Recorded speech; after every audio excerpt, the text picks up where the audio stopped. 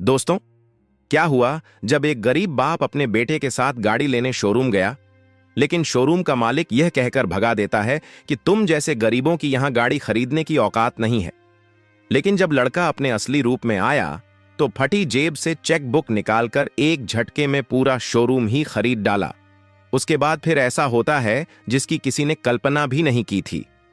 दोस्तों, यह सच्ची घटना उत्तर प्रदेश के लखनऊ की है, जहां एक गरीब परिवार रहता था। माता पिता के साथ साथ एक अर्जुन नाम का लड़का भी था। अर्जुन अपने घर की तंगी और गरीबी को दूर करने के लिए दिन रात मेहनत करता था, लेकिन उसके माता पिता उसको हमेशा नालायक और बेकारा समझते थे और अर्जुन को हर वक्त माँ बाप से सुनना पड़ता था, तू कुछ नहीं कर सकता, तेरे बस की कुछ नहीं है, तू सिर्फ हमारे ऊपर बोझ है। पर अर्जुन में कुछ खास था जो किसी को दिखता नहीं था। वो हर बात चुपचाप सुनता, पर उसकी आंखों में ठान लेने वाला सन्नाटा रहता। उसकी एक बड़ी बहन भी थी, गौरी, उम्र करीब 21 साल। अब गांव में ये उम्र शादी की हो जाती है। माँ पिता परेशान रहते थे कि कब इसका ब्याह करें, लेकिन मुश्किल ये थी कि दहेज का इंतजाम कहां से हो। गौरी समझदार थी, वो जानती थी कि घर की हालत क्या है। वो खुद कहती थी, माँ बाबूजी, मेरी शादी की इतनी जल्दी क्या है? अर्जुन पढ़ाई कर ले, कुछ काम पकड़ ले, फिर आराम से कर लेना मेरी शादी। लेकिन गांव का माहौल ऐसा था कि जवान लड़की का घर में रहना भी ताना बन जाता था। एक दिन की बात है, अर्जुन अपने पिता शंभू के साथ पास के शहर गया। शंभू के किसी पुराने दोस्त ने कहा था कि मैं थोड़ी सी मदद कर दूंगा, तुमको एक नई गाड़ी दिलवा दूंगा, तुम आ जाना। अर्जुन के दिल में पहली बार एक छोटी सी उम्मीद जगी थी। अगर कार आ गई तो गांव में टैक्सी चलाएंगे, कुछ आमदनी होगी। वो दोनों शहर के एक चमचमाते कार शोरूम में गए। दुकान के बाहर खड़ी नई कारें, अंदर एसी की ठंडी हवा और शीशों की दीवारें। गांव से आए शंभू और अर्जुन को ये दुनिया किसी सपने जैसी लगी। लेकिन शोरूम के अंदर घुसते ही जिस तरह से सेल्समैन ने उन्हें देखा, वो नजर काटने वाली थी। उसने अर्जुन के गंदे चप्पल, पसीने से भीगी कमीज और उसके पिता के पुराने झोले को देखा। फिर एक बार मुस्कुराया और बोला, देखिए साहब, यहां गाड़ी देखने का कोई चार्ज नहीं है, पर यह जगह आपके लिए नहीं है। बाहर सेकंड हैंड कार की दुकानें हैं, वहीं जाइए। शंभू ने विनम्रता से कहा, भैया, एक दोस्त ने भेजा है, उसने कहा था यहां। अरे भैया, हर कोई कहता है जान पहचान है, पर खरीदने लायक हो तब बात करना, यहां टाइम पास करने मत आओ। वो सेल्समैन झल्लाते हुए बोला। अर्जुन कुछ नहीं बोला, बस एक तक उस शोरूम को देखता रहा। बाहर निकले तो शंभू की आंखें भर आई थीं, पर उन्होंने अर्जुन से कुछ नहीं कहा। पर अर्जुन के दिल में कुछ टूट गया था, या शायद कुछ बन गया था। रात को घर लौटे तो मां पूछने लगी, गाड़ी मिली? शंभू ने झूठ मुस्कुराते हुए कहा, वो दोस्त नहीं मिला, अगली बार देखेंगे।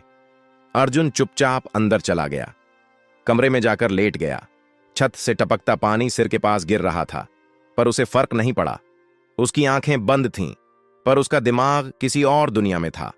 उसे आज समझ में आ गया था कि गरीबी सिर्फ पेट काटती नहीं, आत्मा भी खा जाती है। इसी बीच एक और हादसा हुआ जिसने जैसे आग में घी डाल दिया।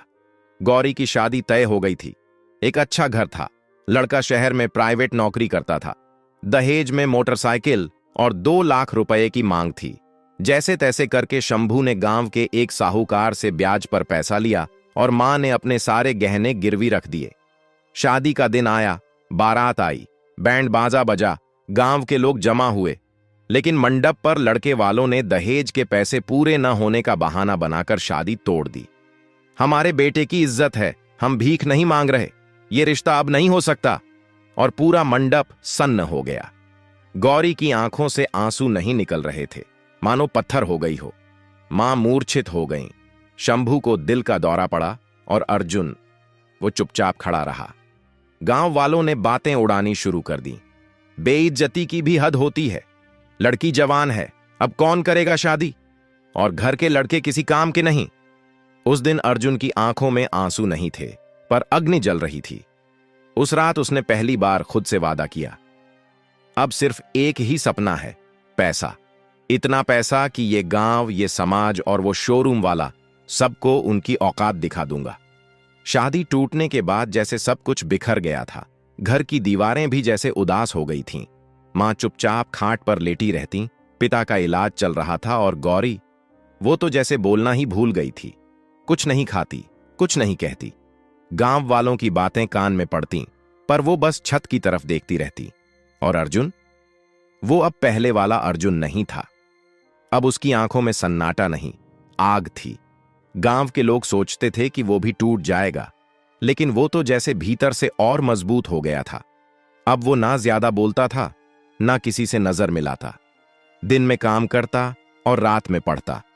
मोबाइल में नेट नहीं होता था तो गांव से 4 किलोमीटर दूर जाकर पेड़ के नीचे बैठकर नेटवर्क पकड़ता। कभी दोस्त से हॉटस्पॉट मांगता। फिर एक दिन उसने सोचा, अगर मैं सिर्फ नौकरी करूंगा तो मैं अपने जीवन में कुछ ज्यादा बड़ा नहीं उखाड़ पाऊंगा। मुझे ऐसा करना होगा जिससे मैं पैसा कागज की तरह छापूं, और कागज की तरह पैसा छापने का सिर्फ एक ही तरीका था, शेयर मार्केट। उसने ठान लिया था, अब नौकरी नहीं, अब बड़ा खेल खेलना है। शेयर मार्केट उसकी जिंदगी का नया सपना बन गया था। उसे समझ आ चुका था कि अगर वक्त रहते दिमाग और जानकारी से खेला जाए तो पैसा बस कागज का खेल है। पर शुरुआत आसान नहीं थी। एक रात जब सब सो गए तो अर्जुन छत पर बैठा रहा। चांदनी रात थी, लेकिन उसका चेहरा किसी तूफान जैसा था। उसके हाथ में एक पुराना रजिस्टर था जिसमें उसने अब तक सीखी हर चीज लिख रखी थी। Stocks, mutual fund, trading, long term investment, short selling. सुबह होते ही उसने एक फैसला लिया, अब गांव छोड़ना होगा। पिता की तबीयत थोड़ी संभली थी। मां धीरे धीरे घर के काम में लग रही थीं और गौरी भी कुछ कुछ बातें करने लगी थी। अर्जुन ने मां से कहा, अम्मा, मैं कुछ दिनों के लिए बाहर जा रहा हूं, पढ़ाई के लिए, पर मैं वादा करता हूं इस बार लौटूंगा तो सब बदल चुका होगा। मां ने बस इतना कहा, बेटा, तू जो भी कर, खुदा से दुआ है, तू टूटना मत। अर्जुन शहर पहुंचा। वहां उसने एक सस्ता कमरा लिया जहां सीलन भरी दीवारें थीं और एक खिड़की भी नहीं थी। लेकिन उसी कमरे में उसने अपना सबसे बड़ा सपना बो दिया। वह दिन में इंटरनेट कैफे जाकर घंटों बैठता। YouTube, blogs, news articles, trending graphs, सब कुछ पढ़ता और समझता। कई बार भूखा रह जाता, पैसे नहीं होते थे खाना खाने के, लेकिन उसे परवाह नहीं थी। एक बार तो भूख के मारे बेहोश हो गया था।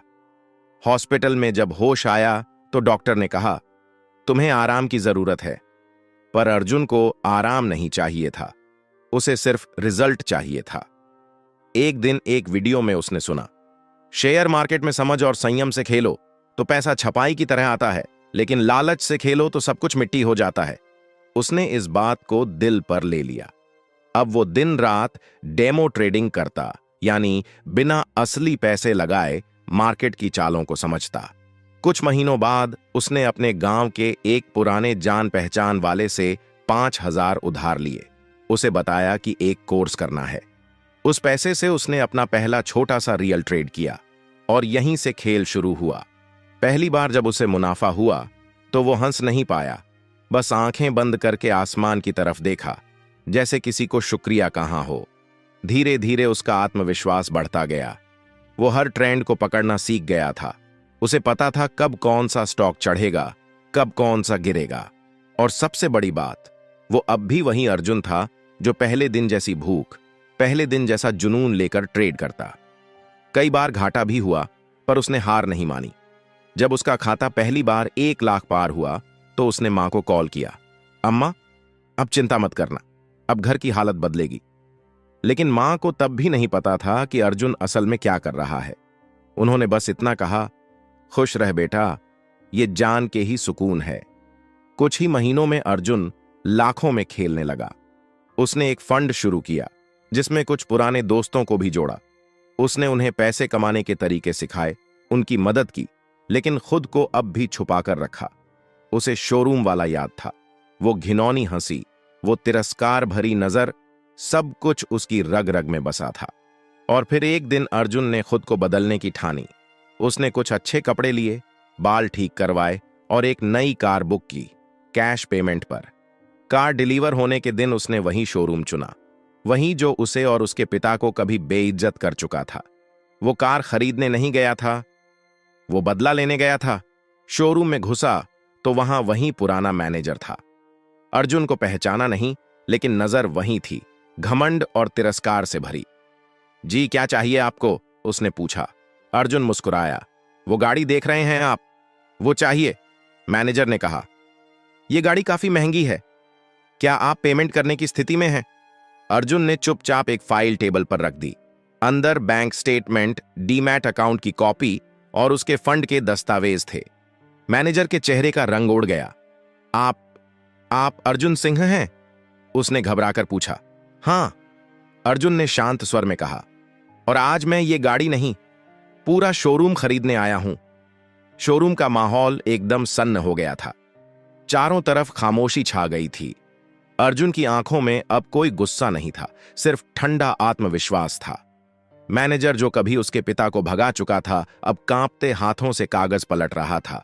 हर एक पन्ने पर करोड़ों की जानकारी थी, बैंक बैलेंस, प्रॉफिट ग्राफ, निवेश के आंकड़े, वो सब कुछ जो किसी इंसान को आम से खास बना देता है। आप मजाक तो नहीं कर रहे ना सर? मैनेजर ने डरते हुए पूछा। मजाक? अर्जुन हंसा। मजाक तो उस दिन आपने किया था, जब मेरे बाबा के पैरों के नीचे से कुर्सी खींच दी थी, जब आप बोले थे ये शोरूम गरीबों के लिए नहीं है। आज मैं वही कुर्सी खींचने आया हूं, लेकिन कागज से।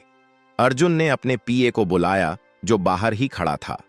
इनसे बात कीजिए, फाइनल रेट तैयार करवा लीजिए, मुझे आज ही रजिस्ट्री करानी है। शोरूम के बाहर एक नई चमचमाती गाड़ी खड़ी थी, उसी मॉडल की, जिसको देखकर उस दिन अर्जुन और उसके पिता लौटे थे। आज वही गाड़ी अर्जुन के नाम थी और शोरूम, वो भी कुछ ही घंटों में उसके नाम होने वाला था। मैनेजर ने गले में अटकती हुई आवाज से कहा, सर, उस दिन मैं आपको पहचान नहीं पाया था, बहुत बड़ी गलती हो गई मुझसे। अर्जुन धीरे से बोला, गलतियां इंसान करता है, लेकिन कुछ गलतियां इंसान को इंसान नहीं रहने देती।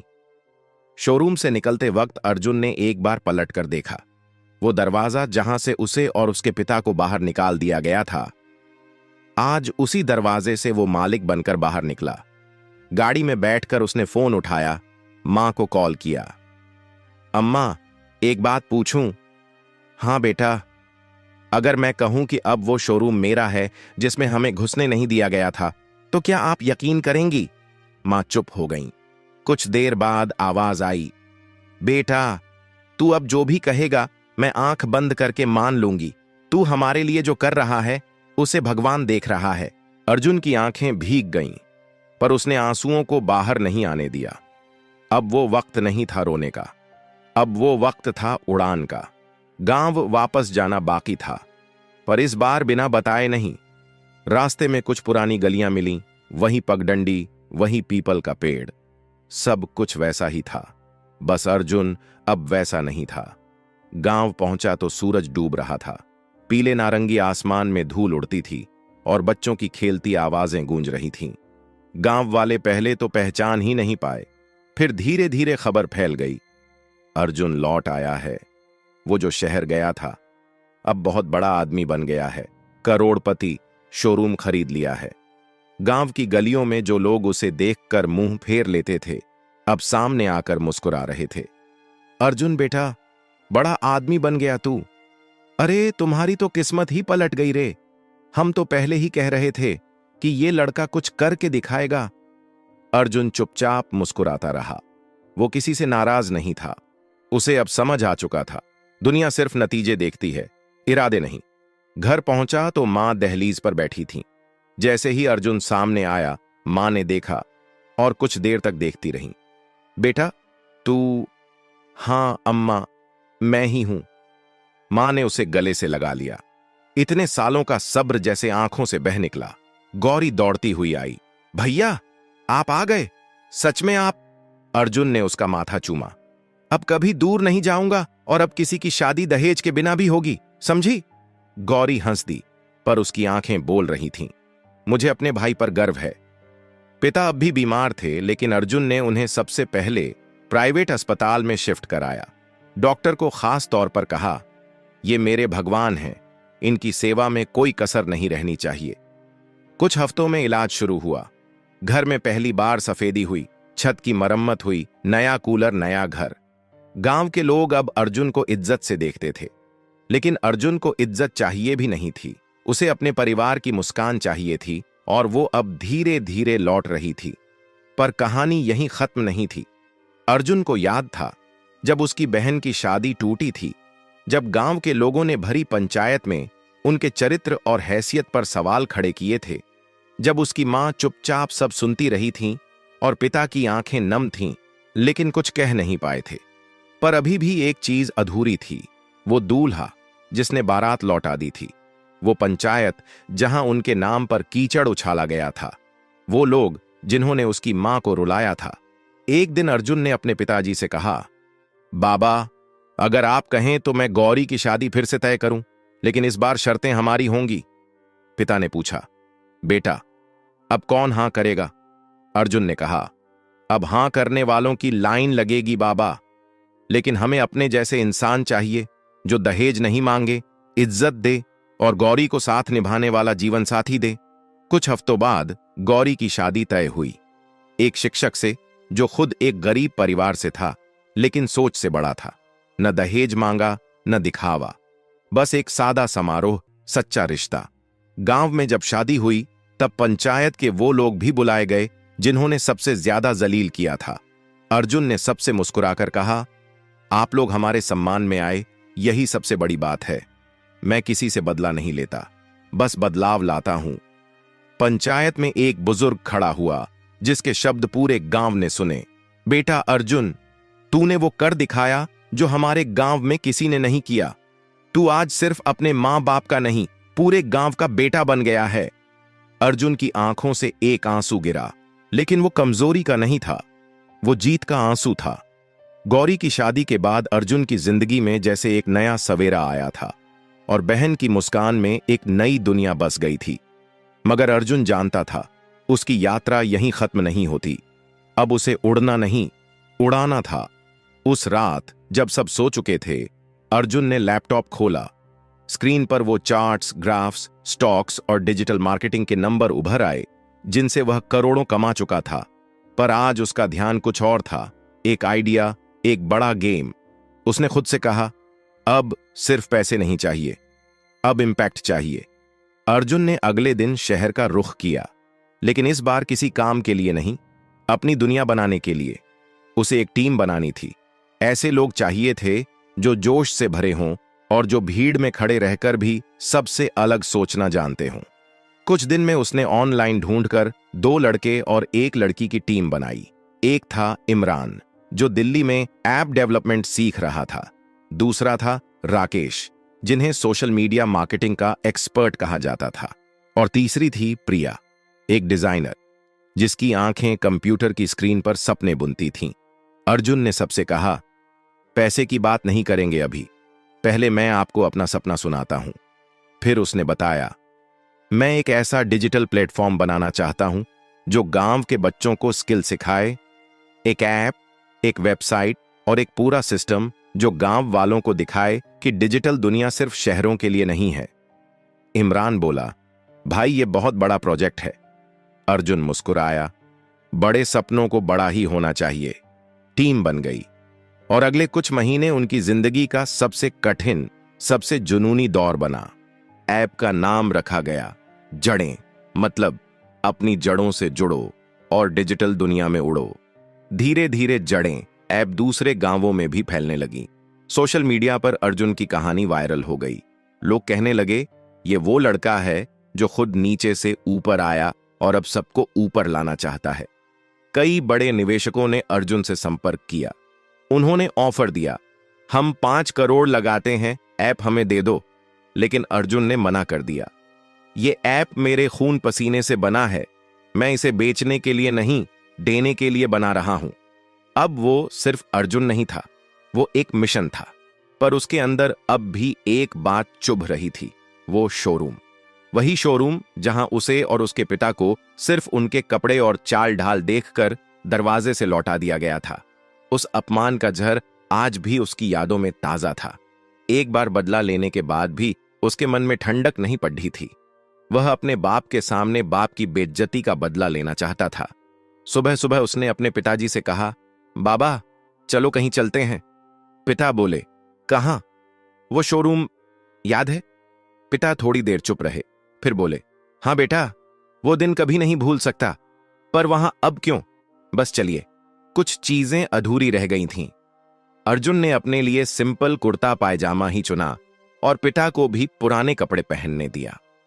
उसकी गाड़ी अब मर्सिडीज थी, लेकिन वो आज भी अपनी पुरानी सेकंड हैंड कार से निकल पड़ा। वो चाहता था कि कहानी पूरी हो, वैसे ही जैसे अधूरी छूटी थी। शहर की सड़कों पर जब कार चल रही थी, अर्जुन की आंखों में वो पुराना मंजर बार बार घूम रहा था, जब उनके साथ ऐसा व्यवहार हुआ जैसे वो इंसान ही न हो। शोरूम वहीं था, बोर्ड वहीं, चमक वहीं, और अंदर वो ही एसी की ठंडी हवा, चाय कॉफी की खुशबू और सेल्समैन की घमंड भरी मुस्कानें। जैसे ही अर्जुन और उनके पिता ने शोरूम में कदम रखा, सेल्समैन ने उन्हें ऊपर से नीचे तक देखा। अर्जुन जानता था कि फिर वही होगा। सेल्समैन बिना मुस्कुराए बोला, हाँ भाई साहब, यहां कार बहुत महंगी मिलती है, बजट में है तो ही देखिए। पिता कुछ कहने ही वाले थे कि अर्जुन ने उनका हाथ पकड़कर धीरे से कहा, शांत रहिए बाबा, मैं सब संभाल लूंगा। सेल्समैन फिर बोला, देखिए, समय खराब मत कीजिए, हम सिर्फ सीरियस कस्टमर से डील करते हैं।